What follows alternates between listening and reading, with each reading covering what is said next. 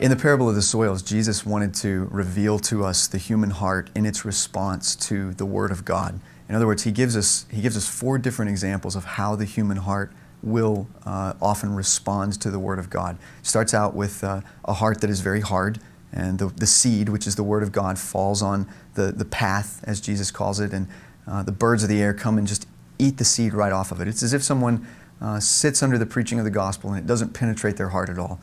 They're simply there. It's simply hitting their eardrums and bouncing right off. They never even hear it. It never penetrates.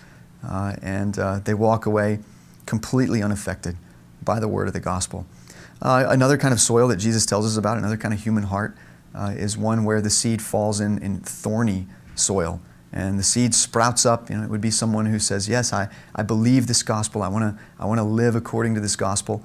But then the thorns, or the cares of this world, as Jesus says, rise up and just choke it out. And the person begins to get distracted by money, or by the pursuit of power, or by the pursuit of worldly pleasures. And before long, the plant that grew out of the seed of the word just shrivels up and dies. Another kind of heart that Jesus talks about is one that falls in rocky soil. It's a kind of soil that is very shallow because there's rock underneath it, and the seed falls and it germinates immediately. It just shoots up right immediately because the roots don't get very deep. And yet the sun comes out and persecution happens, and because the word hasn't had any deep rooting in the person's heart, the plant shrivels under persecution. The last kind of soil that Jesus talks about is a deep, fertile soil.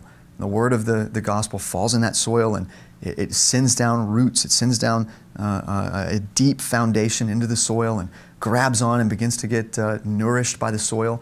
The plant sprouts up and it begins to produce fruit. And that's the kind of life Jesus is saying that you ought to have. That's the kind of response you ought to have to the gospel.